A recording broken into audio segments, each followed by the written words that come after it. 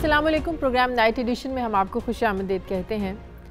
नाज़रीन, आज का जो दिन था ये पाकिस्तान के लिए दो इंतहाई अफसोसनाक वाक़यात लेकर आया। पहला, कराची में पाकिस्तान का हम इत्तेहादी और दोस्त मुल्क चाइना इसके काउंसिल खाने पर दहशत गर्दों की जानिब से हमला किया गया, जिसके बाद जिसको सिक्योरिटी एहलकारों ने अपनी जान पर खेल कर इसको नाकाम बनाया और किसी भी बड़े नुकसान से बचा लिया गया। सफारतकार सब जानते हैं कि किसी भी मुल्क में मेहमान होते हैं, इन पर हमला मुल्क की सलामती के साथ साथ मुल्क की वक़ार पर भी हमले के मुतरादिफ होता है। वज़ीर-ए-आज़म इमरान खान समेत सियासी और जो अस्करी क़यादत है, सब ने इस हमले की मज़म्मत की है और इसको CPAC के ख़िलाफ़ एक साजिश करार दिया है, जबकि BLA ने इस हमले की ज़िम्मेदारी कबूल की है। सवाल ये है कि क्या इस हमले का मकसद CPAC को नुकसान पहुँचाना है या पाक चाइना दोस्ती को सबोताश करना है। सब जानते हैं कि BLA के पीछे गैर मुल्की तंजीमें कारफरमा है, तो क्या इस हमले में वही अनासिर शामिल हैं? ये कहा जा सकता है कि जो बलूचिस्तान में बदअमनी फैला रहे हैं, और इस हमले में भारत के मुलविस होने को क्या नज़रअंदाज किया जा सकता है, क्योंकि कुलभूषण यादव के एतराफ़ात सबके सामने हैं, ढकी छुपी कोई बात नहीं है। जबकि वज़ीर-ए-आज़म इमरान खान कहते हैं कि पहले खबर थी कि पाकिस्तान को अदम इस्तेहकाम का शिकार बनाने के लिए साजिशें की जा रही हैं। सवाल तो ये घिसा पिटा है, लेकिन जवाब तलब है कि अगर हुकूमतों और इदारों को ऐसी कार्रवाइयों के बारे में पहले से मालूमात होती हैं तो वो इसके सद्देबाब के लिए पहले एक्शन क्यों नहीं लेते। दूसरा अफसोसनाक वाक़या जो पेश आया, खैबर पख्तूनख्वा के इलाके औरंगज़ई में होने वाला धमाका था, जिसमें 30 से ज़ायद अफराद जान की बाजी हार गए। क्या ये दहशत गर्दाना जो कार्रवाइयाँ हैं, ये दहशत गर्दों की जानिब से कोई मखसूस पैगाम है कि दहशत गर्दों की जो एक जड़ें हैं वो अभी पाकिस्तान की सरजमीन पर मौजूद है? कि ये मैसेज देने की कोशिश की गई है? इस पर भी हम बात करेंगे। दूसरी तरफ मुल्क की मईशत के इस्तेहकाम के लिए पाकिस्तान और IMF के दरमियान जो मुज़ाकरात हो रहे थे, एक बार फिर से बग़ैर किसी नतीजे के ख़त्म हो गए। सऊदी अरब से पाकिस्तान को $1 अरब की जो इमदाद मिली है, क्या ये मिलने के बाद क्या पाकिस्तान को IMF के बेल आउट पैकेज की ज़रूरत नहीं है? जो हम IMF की जो शराइत है उसके सामने सीना तान कर बात कर रहे हैं, डट कर आंखों में आंखें डालकर बात कर रहे हैं। इससे पहले तो ऐसे कभी नहीं हुआ। जबकि अहम सवाल ये भी है कि क्या पाक अमरीका ताल्लुकात में कशीदगी भी IMF से मुज़ाकरात कामयाब ना होने का एक पहलू करार दिया जा सकता है? इस पर भी डिस्कस करेंगे। और प्रोग्राम के आखिरी हिस्से में हम बात करेंगे कि आज ख्वाजा साद रफ़ीक ने असम्बली के फ्लोर में जो कहा कि नैब में मर्जी का बयान देने के लिए जो ममनुआ अद्वियात जिन्हें ड्रग्स कहा जाता है ये दी जाती हैं, ज़बरदस्ती बयानात लिए जाते हैं, क़ुव्वत मदाफ़त को ख़त्म कर दिया जाता है। अपोजिशन की जानिब से नैब पर जो इंकशाफात का सिलसिला जारी है, इल्ज़ामात की जो बारिश हो रही है, ये इंकशाफात फ़िलहाल इल्ज़ामात ही हैं। सवाल ये है कि इंकशाफात में हकीकत कितनी है, कितना फसाना है, क्या ये इल्ज़ामात सिर्फ नैब को बदनाम करने के लिए, इस पर दबाव डालने के लिए लगाए जा रहे हैं, और क्या वाकई ऐसे इल्ज़ामात की तहकीकात होनी चाहिए?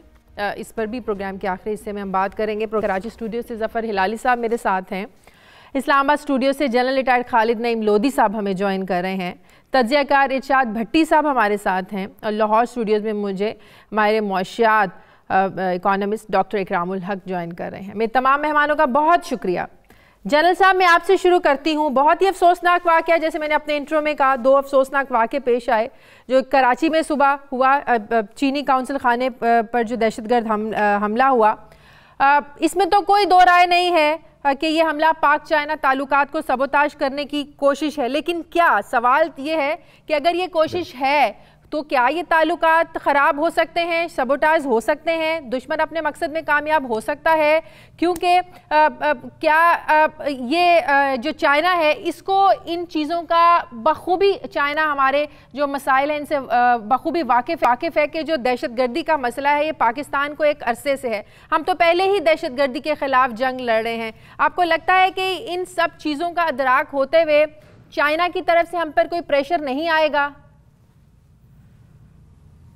बहुत शुक्रिया जी। मैं तो ये समझता हूँ कि चूंकि दोनों ममालिक की एक अंडरस्टैंडिंग खैर बहुत पुरानी है, अब दोनों मुल्क अच्छी तरह समझते हैं कि कौन कौन से अनासर जो हैं वो CPAC की मुखालफत कर रहे हैं, और इस किस्म के वाक़यात तो इनके जो आपस का तावन है और जो दोस्ती है उसको और गहरा करेंगे और कोऑर्डिनेशन को और बढ़ाएंगे, और बजाय ताल्लुकात ख़राब होने के बुनियादी तौर पर जो अनासर ये कोशिश कर रहे हैं धमकाने की, डराने की कि इसकी बुनियाद पर CPAC स्लो हो जाए या CPAC सर्द खाने में चला जाए, तो वो मेरा ख्याल उसका तो कोई इम्कान नहीं है। और ना ही इस किस्म के वाक़यात से ताल्लुकात में किसी किस्म का दरार आने का इम्कान है, बल्कि इसके ज़्यादा गहरे होने का इम्कान है। और इसका एक लिहाज से उल्टा असर होगा कि ये दोनों मुल्क ज़्यादा कोऑर्डिनेशन करेंगे अपनी इंटेलिजेंस शेयरिंग की, अपने सिक्योरिटी जो इनके ताल्लुकात हैं और जो सिक्योरिटी के अरेंजमेंट्स हैं। आपने ज़रा वो अपने इंट्रोडक्शन में बात की थी जो मेरे ख्याल अहम है, उसका ज़रूर जिक्र होना चाहिए। एक तो ये कि क्या अगर इंटेलिजेंस एजेंसीज को इन एडवांस किसी चीज़ की खबर होती है तो उसके बावजूद इस किस्म का वाक़या हो जाता है।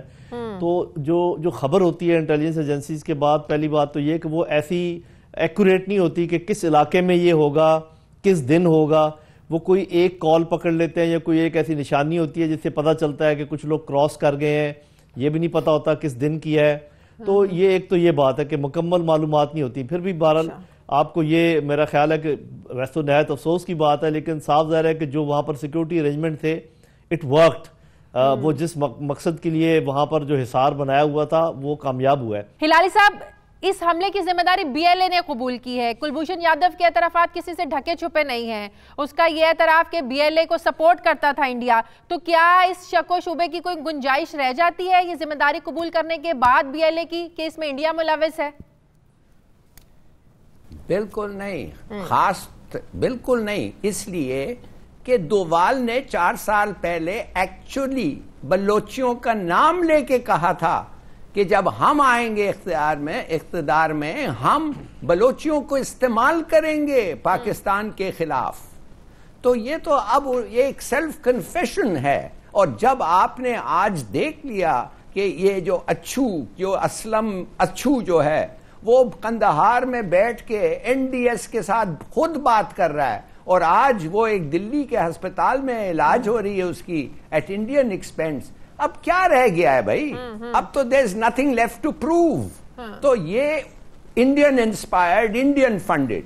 अब आप थोड़ा सा आगे आए, गनी साहब ने हमारे खिलाफ वो 50 लोग जो मारे गए थे, आपको पता है सुसाइड बॉम्ब काबुल में, उन्होंने हमारे पे इल्जाम लगा दिया और इस तरीके से लगाया कि हम बदला लेंगे, हम कुछ करेंगे, हम अब रोक नहीं सकते। तो ये जो हुआ है औरंगज़ई में, समझिए आप, उन्होंने फंड किया है, उन्होंने इनकरेज किया है, उन्होंने। अगर ये दोनों चीजें आप ले लें तो मैं जानना चाहता हूं, हम जो हैं अमेरिका के कहने पे, अफगान गवर्नमेंट के कहने पे, जो अफगान तालिबान के साथ हमारा जो भी क्रेडिट है, थोड़ा सा ही बेशक, उसको हम इस्तेमाल कर रहे हैं इनको अमन देने के लिए। I mean we are using up goodwill and credit to help them. मुझे तो समझ नहीं आ रही है ये किस किस्म का कोऑपरेशन हो रहा है कि वो हमें मारते हैं। बिल्कुल यही बात मैं सवाल इरशाद भट्टी साहब आपसे पूछना चाहती हूँ। हमारे इस कदर शदीद खदशात और तहफ़्फ़ुज़ात के बाद जो इंडिया के हवाले से दुनिया इसको संजीदगी से क्यों नहीं लेती है? देखिए, पहली बात तो ये है कि जिनकी जानें गई हैं उनके लवाकिन से हमदर्दी और ताज़ियत, और जो ज़ख्मी हुए हैं अल्लाह उनको सेहत दे। दूसरा, बिलाशुबा देखो 70 से 75 हज़ार शहादतें हो चुकी हैं। फ़ौज, रेंजर्स, पुलिस, सिविलियन की कुर्बानियाँ नाकाबिले फरामोश हैं। आज जैसे सिंध पुलिस ने अच्छा काम किया, इसी तरह केपी की पुलिस का भी वो फ्रंट से लड़ी और बड़ी बहादुरी से लड़ी। ये अननोन जंग जो है एक बड़ी मुश्किल जंग थी और बिलाशुबा हालात पहले से बेहतर भी हैं, लेकिन कुछ चीज़ें हैं कि जो अब आपको मान जानी चाहिए या जिन चीज़ों से आपको परहेज़ करना चाहिए। एक तो हम ठेकेदार बन जाते हैं फ़ौरन मुस्लिम उम्मा के, फ़ौरन काबुल में कोई होता है, फलाना होता है, गंदमे दे दे के काबुल के मुस्लिम भाई, ये वो मुस्लिम उम्मा है जो अब वो अम्मा बन चुकी है जिसके ना हाथों में कोई ताकत है ना पाँव में कोई ताकत है, कोई हाल नहीं इसका बेचारी का। आपके ईरान से आपके तल्लुकात कशीदा हैं, भारत से आपकी तल्लुकात ख़राब हैं, अफ़गानिस्तान से आपके तल्लुकात ठीक नहीं हैं, अमेरिका से अमेरिका हमसे नाराज़ है, आधी दुनिया हमें समझती है कि हम दहशतगर्दों की पनाहगाह हैं। सी पैक से शकील अफरीदी तक बहुत सारे ऐसे मामले हैं जिन पे दुनिया जो है वो हमसे उनकी डिमांडें हैं, और हमारी खारजा पॉलिसी अल्हम्दुलिल्लाह पिछले 10 साल से तो उसका अजीब व गरीब मजाक उड़ता रहा। 4 साल वज़ीर खारजा ना रहा, अजीब व गरीब आलमी तनाई का आप शिकार हैं। खारजा पॉलिसी आपकी नाकाम है, फड़े मरवा लें, बढ़ के मरवा लें, इधर बस असम्बलियों में तकरीरें करवा लें, प्रेस कॉन्फ्रेंसेस करवा लें, थ्रेट अलर्ट जारी कर दिया जी, कमाल कर दिया। हमें पहले से खबर थी कि ये होना था। वाह वाह वाह जी, अल्हम्दुलिल्लाह, बहुत कमाल किया आपने, पहले से खबर थी। यानी आप अपना बाहर दुनिया में अपना सच्चा सौदा नहीं बेच रहे और बेच पा रहे जो, और लोग झूठ बेची जा रहे हैं और आप मजाक और एक अजीब तमाशा बने हुए हैं पूरी दुनिया में। और दूसरी, इधर आपकी पुलिस की ट्रेनिंग नहीं है, जाती आपने मुहाफ़िज बना ली थी पुलिस, 3000 तो शरीफ खानदान पे लगी हुई थी। उधर सिंध में चले जाएं, बिलावल, जरदारी, वडेरे, इधर KPK में चले जाएं, जिनका जो हत्थे चढ़ता है 10-10 गाड़ियां वो लेते हैं। ना कैपेबिलिटी, ना ट्रेनिंग, ना उनको इक्विप्ड किया आपने। नेशनल एक्शन प्लान आपका फेलियर हो गया, आपने उस पर कभी काम ही नहीं किया। हर कोई, आपके 22 इदारे हैं सिक्योरिटी के, 22 इदारों में कोई कोऑर्डिनेशन प्रॉपर जितनी होनी चाहिए उतनी नहीं है, बहुत होगी, प्रॉपर नहीं होनी चाहिए। इंटेलिजेंस शेयरिंग पे आपके मसले हैं और इदारों के होते हुए ये हालत है आपकी। ये आप एटमी पावर हैं। वो एक सिकंदर नामी आदमी आया, उसने क्लाशिनकोव पकड़ी, आधा इस्लामाबाद बंद हो गया। वो रिसालपुर पे जो अटैक हुआ उसका आपके सामने है। GHQ में लोग घुस गए, उसका आपके सामने है। कराची एयरपोर्ट पे लोगों ने कब्जा कर लिया, उस पर आपके सामने है। और आप फड़े मारते रहेंगे एक सामने के बाद। APS में देखें 40 बच्चे वो थे जिनके जो इकलौते थे अपने वालिदैन के, वो क्या करेंगे? आपकी फड़े और बरके सुनेंगे और गप्पे सुनेंगे। वो जो ड्रोन में मरे 81 बच्चे मदरसे में, उनका क्या हाल होगा? आप कब तक करते रहेंगे? और ये शुतर मुर्ग वाली बात, आप अपने हालात बेहतर करें, अपने खित्ते में बेहतर करें, आप और भेजें अफगानिस्तान को गंदम, और भेजें उनके बरादर अफगानिस्तान के हालात बेहतर होंगे तो हमारे बेहतर होंगे। भाई आप अपना घर दुरुस्त करें, आप बेहतर करें। वो आपको देख के आप जो जज्बात रखते हैं उसका दुनिया को पता है और दुनिया को खबर है कि वो आपके बारे में क्या जज्बात रखते हैं। खेल हो, कहीं हो, अब तो सामने सारे चेहरों पे लिखा हुआ नजर आता है। तो आप अपने हालात बेहतर करें, अपने इदारों को बेहतर करें, घर को दुरुस्त करें, अपना सच्चा सौदा दुनिया में बेचें, फड़े मारना छोड़ दें, बड़के मारना छोड़ दें। चूंकि किसी बड़े का कोई मरता नहीं है, मरते गरीबों के हैं, इसलिए उनको वो ताज़ियत वो CPAC की वजह से, वो फलाने की वजह से, सिक्योर्ड इमारतों में बैठकर, बड़े बड़े घरों में बैठकर, 4-4 हसारों, हिफाजती हसारों में बैठकर गप्पे सुन ले इनकी। एक इजलास, दूसरा इजलास, मुंह संजीदा, पक्के मुंह, और हाल क्या, अगला फिर साने हो जाता है, अगला फिर साने हो जाता है, अगला फिर साने हो जाता है। बिल्कुल खुदा का खौफ करें। साहब, ब्रेक के बाद आकर हम इस चीज को डिस्कस करेंगे कि पिछले हफ्ते हमने देखा ताहिर दावड़ का कत्ल हुआ और आज के 2 अफसोसनाक वाकयात, ये दहशतगर्दी की जो नई लहर है, ये क्या मैसेज है? दहशतगर्दों की जानिब से ये क्या मैसेज है? एक छोटे से वक्फे के बाद।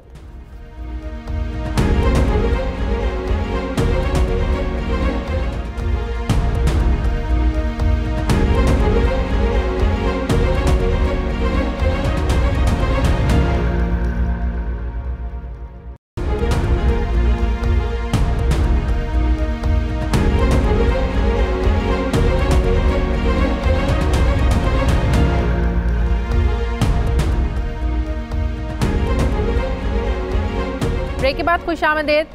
जनरल साहब, पिछले हफ्ते ताहिर दावड़ को सरहद पार ले जाकर कत्ल करना, आज चाइनी कौंसिल खाने पर हमला करना, KPK में हमला करना, क्या ये दहशतगर्दों का मैसेज है कि पाकिस्तानी सरजमीन पर न सिर्फ दहशतगर्द बल्कि उनके सहूलतकार आज भी मौजूद हैं? ये मैसेज दहशतगर्दों का नहीं है, ये मैसेज दहशतगर्दों की पुष्टपनाही करने वालों का है। पाकिस्तान में जो CPAC नहीं चाहते, जो चाइना और पाकिस्तान के ताल्लुकात में मज़ीद गहराई होते नहीं देख सकते, और उसमें भारत सर फहरिस्त है और जो अफगान हुकूमत है वो उसमें साथ शामिल है, उनको आशीर्वाद हासिल है अमेरिका की। और मैं बहुत कदर करता हूँ जो भट्टी साहब जिन जज्बात का इजहार कर रहे थे, लेकिन मैं कुछ चीज़ें उनके नोटिस में लाना चाहूँगा।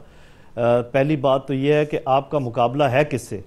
आपका मुकाबला है दुनिया की सुपर पावर जो कि आपके खिलाफ हुई है, और इसमें आपको कोई शक व शुबा नहीं होना चाहिए कि वो क्यों आपके खिलाफ हुई है। मैंने कुछ चीज़ों का जिक्र कर दिया है। उसके अलावा हिंदुस्तान इस रीजन की सबसे बड़ी पावर है। दूसरा, भट्टी साहब के नोटिस में मैं ये लाना चाहूँगा कि जब 9/11 हुआ था तो वो दुनिया की सुपर पावर, उनके पास सबसे बड़ी इंटेलिजेंस एजेंसी, सबसे ज़्यादा फोर्सेस, वहाँ पर हज़ारों लोग मारे गए थे।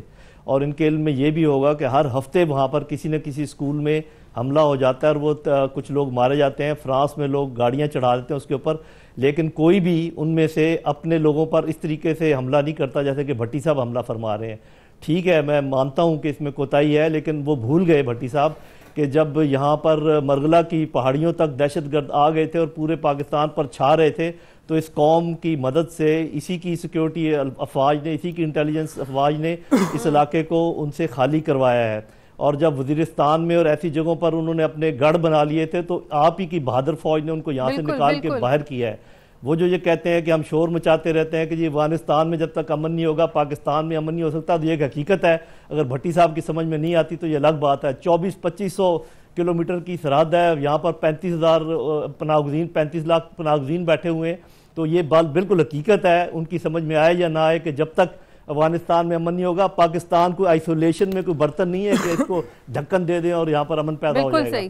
तो मैं तो ये समझता था कि आज वो तारीफ करेंगे कि जिस तरीके से कि एसपी खातून ने हाँ, उसको हमें जरूर अप्रिशिएट करना चाहिए, उन्होंने अपना जान दिया। तो मेरा मात है पर्सपेक्टिव को समझने की जरूरत है, ऐसे सीना को भी करने की जरूरत नहीं। हम बहुत बड़ी कौम है, हमने बहुत बड़ी जंग जीती है, और ये कहना कि ये हो गया और वो हो गया और हमें पता है, और ये इतना मजाक उड़ाया उन्होंने कि मैं हैरान हो गया हूँ कि उन्होंने तमाम जो लोगों ने कुर्बानियां दी हैं, अवाम ने उनके ऊपर पानी फेर दिया है। बहरहाल फिर भी मैं उनके जज्बात की कदर करता हूँ। तो ये बहुत बड़ी जंग है जिसके अंदर हम हैं, और जब अपना पहलवान कभी गिर जाए उसकी हुटिंग नहीं करते, उसको कहते हैं कि हिम्मत करो और आगे लड़ो। तो ये पैगाम मैं अपने नाजरीन को पहुंचाना चाहूंगा और भट्टी साहब को इस बात का जवाब देना चाहूंगा। जी भट्टी साहब भी अब आपको जवाब देना चाह रहे हैं। जी भट्टी साहब, देखिए, पहली बात तो ये है कि जब मैंने बात शुरू की थी तो मैंने बात कहा था कि बिलाशुबा हालात पहले से बहुत बेहतर हैं। 75,000 शहादतें, जिसमें फ़ौज, रेंजर, पुलिस, सिविलियन और जिन्होंने कुर्बानियाँ दी, जवान लोग शहीद हुए हमारे। और जो फिर मैंने कहा जैसे आज सिंध पुलिस ने बहुत अच्छा काम किया, वैसे केपी की पुलिस ने फ्रंट से लड़ी और उन्होंने ये किया, अननोन दुश्मन से लड़े हम।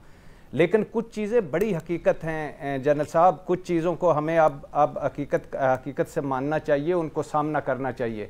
ये पाकिस्तान है तो इरशाद भट्टी है, जनरल लोधी साहब हैं, हम हैं, हमारी शनाख्त है, हमारी चुदराटें हैं, हमारी इज़्ज़तें हैं, और इस पाकिस्तान के लिए जान भी हाजिर है। मगर जो हम सच्चा सौदा अपना नहीं सोच रहे, पुलिस, मैंने 3-4 पॉइंट्स उठाए हैं। नंबर 1, इसमें अगर आपको हुटिंग लगता है तो ये आपके सोचने का अंदाज है। मैं नहीं समझता इसको हुटिंग है, ये हुटिंग है। मैं नहीं समझता, मुझे आज आप भेजें आप कहीं तो मैं जाके लड़ने के लिए तैयार हूँ।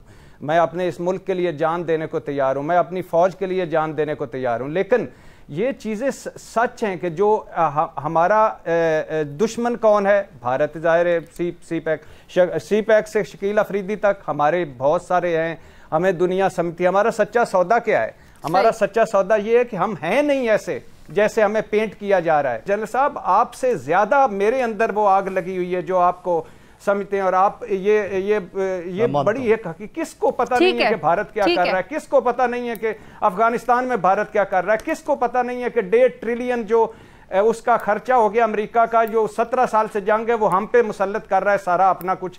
किसको पता नहीं है कि सी पैक किसको खटक रहा है, किसको पता नहीं है कि क्या कर रहा है। लेकिन बहुत सारी चीजें जो हमें भी करनी चाहिए। सही। डॉक्टर साहब, मैं अब आपकी तरफ आती हूँ। सही कह रहे हैं। क्या आप इस चीज़ को इस तनाजुर में देखते हैं कि इमरान खान साहब का प्राइम मिनिस्टर पहला दौरा चाइना का और कामयाब दौरा, उसके अगेंस्ट भी एक साजिश हो सकती है, उसके बाद IMF की शराइत मानने के बाद ये इस तरह का अटैक, इस चीज़ को आप इसमें कोई ताल्लुक देखते हैं कि हमने IMF की शराइत मानने से इनकार किया? यकीनन अमेरिका चाहता था हम ये शराइत माने, हम उनके प्रेशर तले दबे रहे, और हमारा प्राइम मिनिस्टर साहब का चाइना का कामयाब दौरा, आप समझते हैं इसको इससे लिंक किया जा सकता है?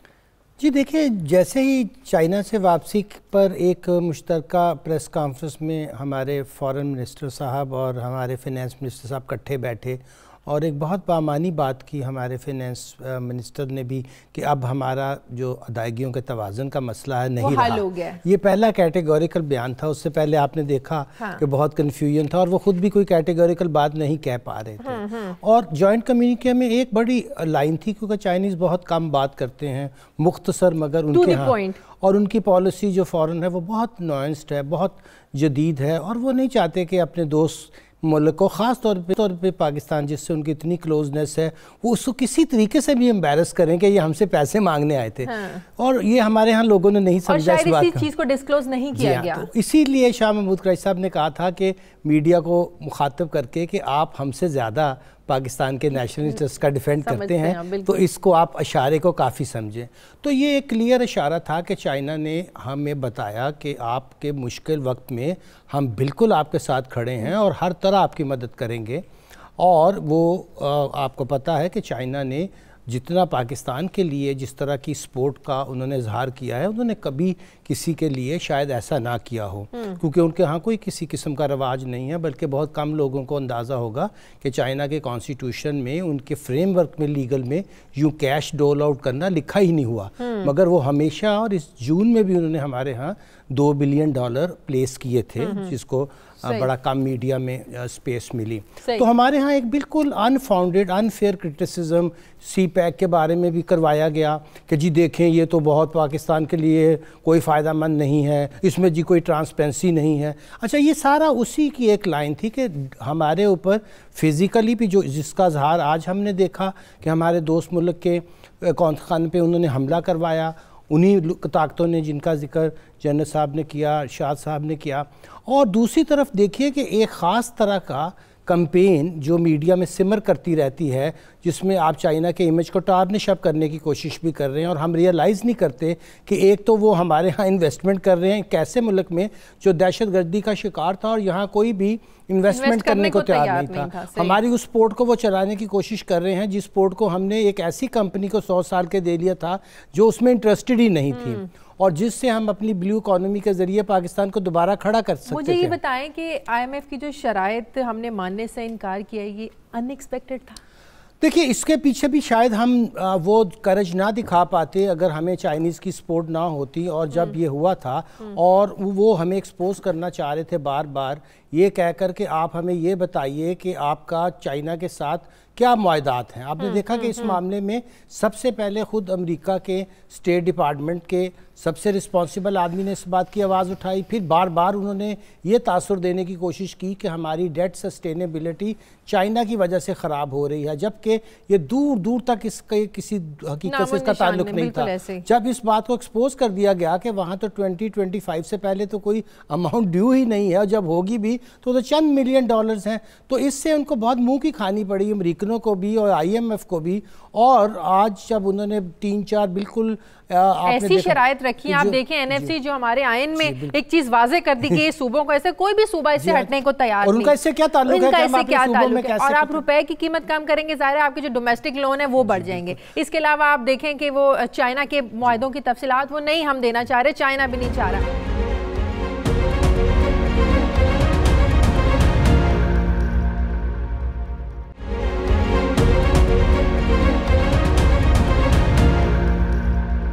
सवाल मेरा ये है हिलाली साहब आपसे कि अगर नून लीग और पाकिस्तान पीपल्स पार्टी की हुकूमत उनमें से किसी की होती, क्या ये इन शराइत को हम मान लेते या इनकार कर देते? मैं आपके पास भी आता। देखिए, बात सीधी सादी है कि हमारे फ़र्क जो हो गया है IMF के पास किस वजह से है। ये PPP और नून लीग का गवर्नमेंट होता तो फिर भी ये फ़र्क रहते, और पहले भी ये फ़र्क रहे हैं। 3 बातों पे है। एक तो है फ्यूल टैरिफ, दूसरा है एक्सचेंज रेट, और तीसरा है जनरल स्पेशल वो जो टैक्स लगता है। अब देखिए क्या कह रहा है IMF, हमें क्या कह रहा है? वो कह रहा है कि 2 पहले गवर्नमेंट्स ने कहा था कि ये जो 30% आपका हर 100 रुपये में 30% जो आपका नुकसान हो रहा है उसको आप पूरा करें। 18 से 20%, 18 या 19% डिस्ट्रीब्यूशन में लॉस हो रहा है, और 10% हो रहा है जब आपको लोग पेमेंट नहीं करते। और ये जो अगर इन दोनों चीजों को आप मिलाएं तो आप यकीन कर सकती हैं कि हम लोग हर रोज $0.5 बिलियन या $150 मिलियन हमारा जा रहा है डाउन द ड्रेन। तो IMF कहता है कि ये जो 16 डिस्कोज आपके पास हैं, हेस्को, KESC और वो शक्कर में ये वो, कहता है ये क्यों ऐसा चल रहे हैं? इसलिए ओवर स्टाफिंग है, रिश्वत है, करप्शन है, तो इनको प्राइवेटाइज करो। हम कहते हैं हाँ हम, और वो मिसाल देते हैं, कहता है कराची इलेक्ट्रिक जब आपने प्राइवेटाइज किया था उसका नुकसान 46% था उसके लॉसेस, मगर अब 26% हो गए, तो जाके करो। हम कहते हैं हाँ हाँ हाँ हम करेंगे मगर थोड़ा सा टाइम दें, तो और साथ साथ वो कहते हैं तो ये जो 30% आपका नुकसान हो रहा है, जब तक ये पूरा ना हो प्राइवेटाइजेशन के बाद मेहरबानी से कीमत बढ़ा दें। तो गवर्नमेंट कहती है, और मैं समझती हूं क्यों कहती है, गवर्नमेंट कहती है नहीं हम नहीं बढ़ाना चाहते, या वो कहती है अच्छा हमें 5 साल के अंदर अंदर हम ये सब ठीक कर देंगे, वो कहते हैं नहीं अभी करो, फिर वो कहते हैं अच्छा 1 से 3 साल में हम ठीक कर देंगे, वो कहते हैं नहीं हमें 1 करो। तो ये बात है। अब आप शायद आप सोचिए, हिस्को जो है हैदराबाद इलेक्ट्रिक कंपनी, उसका नुकसान कितना है? 35%, शक्कर का 44%, और ट्राइबल एरियाज का जो डिस्ट्रीब्यूशन है वो तो भूल ही जाएं 60% है। तो मुझे आप बताएं कौन प्राइवेटाइज करने के लिए कौन खरीदेगा इनको, जब तक गवर्नमेंट नहीं कहेगी कि हाँ हम वो जो लॉस हो रहा है हम तुम्हें दे दें। मतलब ये हुआ जनरल साहब कि सऊदी अरब, चाइना, अबू धाबी, इन जो हमें वहां से हेल्प मिली, जो हमारे मुआहदे हुए, वो इस कदर स्ट्रांग थे कि पहली बार ऐसे हुआ कि IMF की आंखों में आंखें डालकर बात करने के काबिल हुए, और जो शराइत हमेशा से हमारे ऊपर मुसल्लत करते आ रहे थे, जिसमें हमेशा हमारे हुक्मरानों ने अवाम को दबाया है उनके गले से पकड़कर, ये उन मुआहदों का, उनकी हेल्प का नतीजा है, आप समझते हैं? और शायद अगर पीपल्स पार्टी या नून लीग होते तो उनकी शराइत मान लेते। जी देखिए, ये मैं चूँकि ना तो पॉलिटिक्स का एक्सपर्ट हूँ और ना ही इकॉनमी का एक्सपर्ट हूँ, इसलिए मैं इस पर तो कोई बात नहीं करूँगा। आपके पास 2 एक्सपर्ट्स मौजूद हैं, डॉक्टर साहब मौजूद हैं, हिलाली साहब हैं, लेकिन मैं एक आम फहम बात, जो कॉमन सेंस की बात है, वो मैं करना चाहूँगा कि IMF कोई आज से तो इनके साथ हमारा ताल्लुक नहीं है, बिल्कुल ऐसे। तो जितने अरसे से हम IMF के साथ लगे रहे हैं, तो हमें क्या फ़वायद हासिल हुए, ये ज़रा हमें इसका वो कहने ऑडिट करना चाहिए। बिल्कुल। दूसरा ऑडिट हमें ये करना चाहिए कि दुनिया में IMF ने जिस मुल्क के साथ अपने रवाबत रखे हैं, वहाँ कहाँ बहुत बेहतरी आई है। हो सकता है कि 10 में से 2 में आ गई हो, लेकिन मेरी मालूमात तो ये कहती है कि जहाँ भी IMF गया वहाँ बेड़ा गर्क ही हुआ है। और दूसरी बात यह है कि जब हमारे मुल्क में गुर्बत इस कदर है, उसमें IMF हमें ये कह रहा है कि आप मजीद एनर्जी की कीमतें बढ़ा दें, तो मुझे तो ऐसे लगता है वो यहाँ पर कोई खाना जंगी की कैफियत पैदा करना चाहता है। वो मतलब जो गरीब में आखिरी सांस है उसको भी निचोड़ना चाहता है। तो मैं ये समझता हूँ कि किसी वो फिलोसफर ने जो कहा था कि अगर आप काम एक ही करते रहें और नतीजा उसका मुख्तलिफ उसकी उम्मीद रखें, तो ये पागलपन है।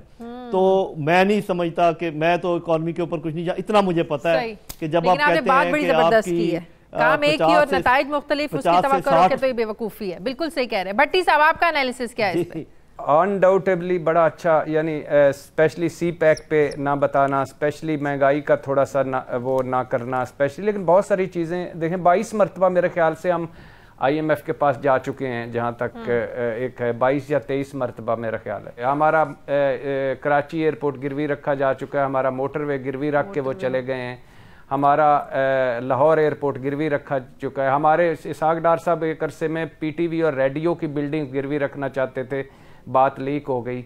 और इसके अलावा उसको क्या कहते हैं कि उन्होंने जाते जाते $500 मिलियन के वो यूरो बॉन्ड्स खरीदे, जिसका हमने 10 सालों बाद 410 मिलियन जो डॉलर है या पाउंड्स है वो हमने उनको सूद देना है, इतने महंगे कॉस्ट पे। वो चेक करना चाह रहे थे, उनसे पूछा गया तो उन्होंने कहा हम चेक करना चाहते कि हमारी बाहर क्या हैसियत है।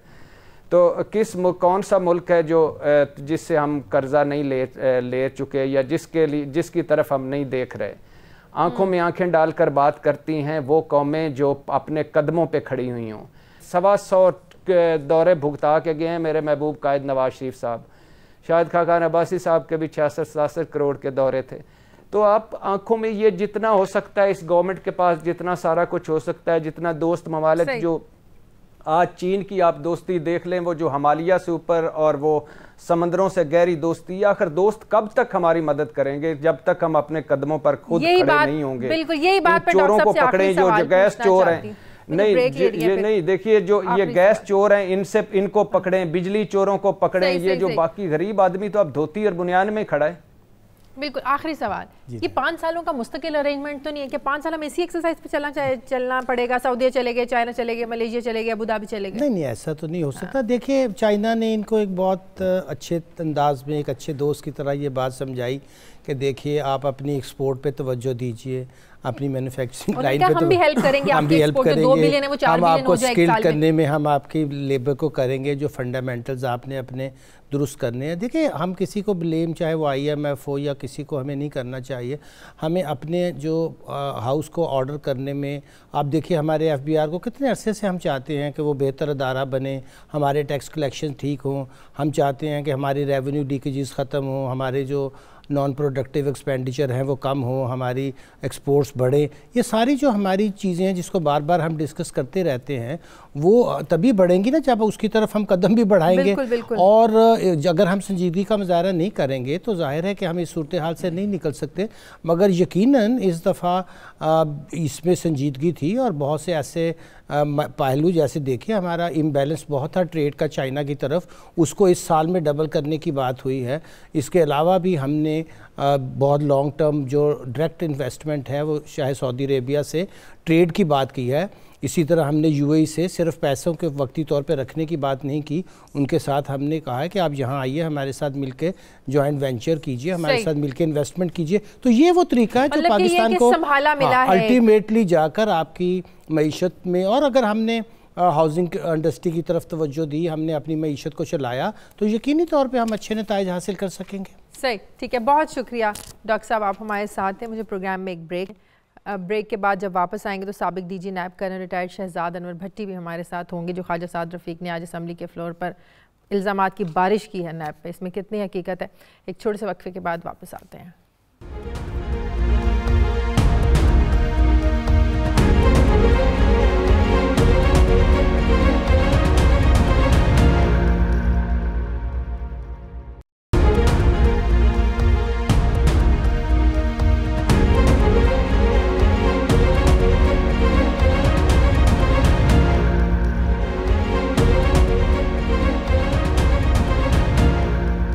ब्रेक के बाद खुशामदीद कर्नल रिटायर्ड शहजाद अनवर भट्टी, साबिक DG नैब हमारे साथ टेलीफोन लाइन पर मौजूद है। बहुत शुक्रिया कर्नल साहब। कर्नल साहब, जो नैब के खिलाफ इल्ज़ामात दिन ब दिन बढ़ते जा रहे हैं, आज कौमी असम्बली में जिस तरह से ख्वाजा साद रफ़ीक ने ये इल्ज़ाम लगाया कि नैब में मर्जी का बयान दिलवाने के लिए लोगों को ममनुआ ड्रग्स दी जाती है, बड़ा एक सीरियस एलिगेशन है। आप नहीं समझते कि इन एलिगेशन के खिलाफ अब तहकीकात होनी चाहिए, तो सुप्रीम कोर्ट को, हुकूमत को इस पर नोटिस लेना चाहिए? एक बड़े सीरियस एलिगेशंस लग रहे हैं नैब पर। बिस्मिल्लाहिर्रहमानिर्रहीम। शादिया, ये तो बिल्कुल ही आपने मेरे दिल की बात कह दी है। मैं यही बात आपकी विसासत से कहना भी चाह रहा था कि देखिए, जो बात साद रफीक साहब सुनी सुनाई बात क्यों कर रहे हैं ना, वो तो अभी तक नैब की उनको मेहमान नवाजी अभी नहीं हुई, लेकिन वो ये कहना चाह रहे हैं कि शहबाज शरीफ साहब जो कि वहाँ ऑलरेडी शायद तीसरा रिमांड है उनका, तो उनको भी शायद ये ड्रग्स दी जा रही हैं, जबकि वो असेंबली में आके बोल रहे हैं। और ये बात कहना, मैं समझता हूं कि ये दो चीजों के इनके ऊपर इल्जामात आ जाते हैं साद रफीक साहब के ऊपर। एक तो ये हैम्पर कर रहे हैं, इन्फ्लुएंस कर रहे हैं, वो एक केसेस जो चल रहे हैं, इंक्वायरीज जो चल रही हैं, उनकी ये जेपरडाइज कर रहे हैं। और दूसरा मैं समझता हूं, और ये 31A के तहत इनके खिलाफ नैब को जाना चाहिए। दूसरी बात यह है कि मुल्जिम जो है वो मुल्जिम होता है, वो ना तो लीडर ऑफ द हाउस होता है, ना पॉलिटिशियन होता है, ना कोई पटवारी होता है, ना कोई असिस्टेंट डायरेक्टर होता है, वो मुल्जिम होता है। इसमें हमें डिस्टिंग्विश नहीं करना चाहिए। मेरा अपना ये जाती ख्याल है कि मुल्जिम को मुल्जिम की तरह ही ट्रीट किया जाना चाहिए।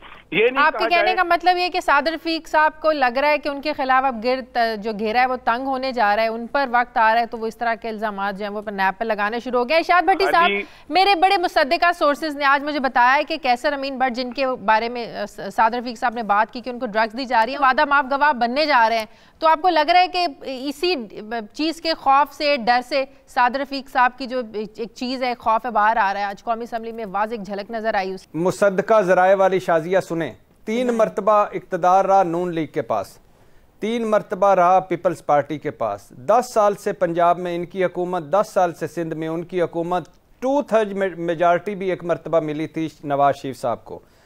23 सालों की इनकी हुकूमतों के बाद हम भी रो रहे हैं, ये भी रो रहे हैं, हम भी अकूबत खानों में हैं, ये भी अकूबत खानों में हैं, हमें भी इंसाफ नहीं मिल रहा, इन्हें भी इंसाफ नहीं मिल रहा, हम भी बेइज्जतियां करवा रहे हैं, ये भी रुसवा हो रहे हैं, साड़ियां पग्गां भी सिरां ते नहीं, इन्हां दे शिमले भी पैरां विच ने।